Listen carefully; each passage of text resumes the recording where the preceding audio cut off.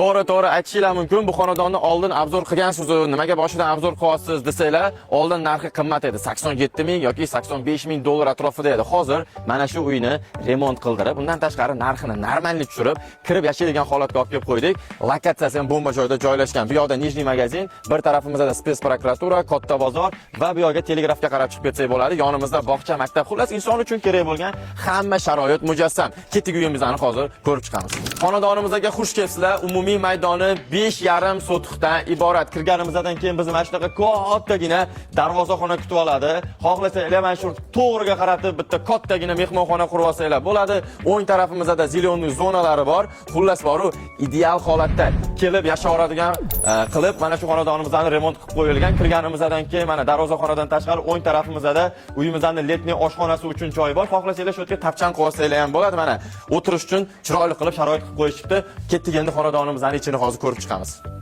Uyimizning asosiy yashovchi xonalariga kirib keldik. Kirib kelganimizdan keyin bizni mana shunaqa kattagina hol kutib oladi. Mana shu joyda o'zida ham mehmonlarni kutib olsanglar bo'ladi, chunki juda katta va yonida alohida yana bitta xona bor. Wow! Ideal uyi issiqligiga birinchi o'rinda like bosmasanglar bo'lmaydi, chunki tashqaridan shundoq ko'rdim, uy juda ham issiq. Birinchi obzor qilganimizda ham aytganman, mana shularga umuman pullarni ayamasdan addushi uyni isitish sistemasini yorib yuborishgan. O'zi bunaqa katta uylarni isitish qiyin bo'ladi, lekin uje kelganinglardan keyin o'zingizlar haroratni his qilib ko'rasizlar. U yoqdan chiqqanimizdan keyin uyimizning mana shunaqa joyi bor. Juda katta oshxona. Wow! Mana bu mebellar uy ichida sizga qo'yapti, kinoyi sizni orzuyingizdagi oshxona bo'lgan. Xohlasangiz mana shu joyda o'zida ovqatlanasiz, xohlasangiz mana shu joyda o'zida bemalol ovqatlanib o'tirsangiz bo'ladi. Undan tashqari bu yoqda kuller, xolodilnik, xullas oshxona uchun nima qilish kerak bo'lsa, hamma sharoit mana shu joyda mujassam. Shundoqqina bir tarafda sklad va AGV uchun joylari ham bor. Bu yoqda esa uyimizning dam oladigan xonalari joylashtirilgan. Kelganimizdan keyin bu yoqda koridordan shundoqqina bir tarafga yuradigan bo'lsa, uyimizning kattalar uchun mo'ljallangan yotoqxonasi remontini yorib yuboribdiman. Like bosib qo'ying. Shkaf do'stlar, uy ichida sizlarga qoladi. Uyimizning bitta zo'r fishkasi bor. Qaranglar. Mana buni ochamiz. Ochganimizdan keyin bu yoqda uyimizning sanuzul dushovoylari joylashgan. Xullas bor, hamma sharoit bor dedim-ku, alohida qilib mana shu uyimizning planirovkasida qoldirib qo'yishgan. Chiqqanimizdan keyin bu yoqda xohlasanglar bolalar uchun mo'ljallangan yotoqxona qilib qo'ysanglar bo'ladi.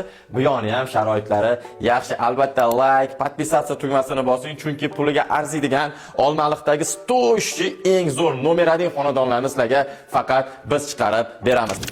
Agar kelisha oladigan bo'lsanglar, xonadonimizda ko'rgan har bir jihoz, mebel borki, hammasi uy ichida qolishi mumkin.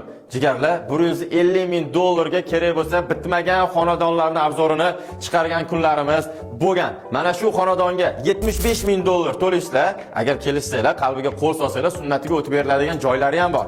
Mana sizlarga kirib yashaydigan hovli. Har doim ham chiqormaydi, tez tanishingizga jo'natib qo'ying. Mana shunaqa chiroyli hovli so'rab yurgan do'stlarimizga, xudo xolasa mana shu chiroyli xonadonlar nasib qilsin, sizlarga sunnatiga o'tib beriladi.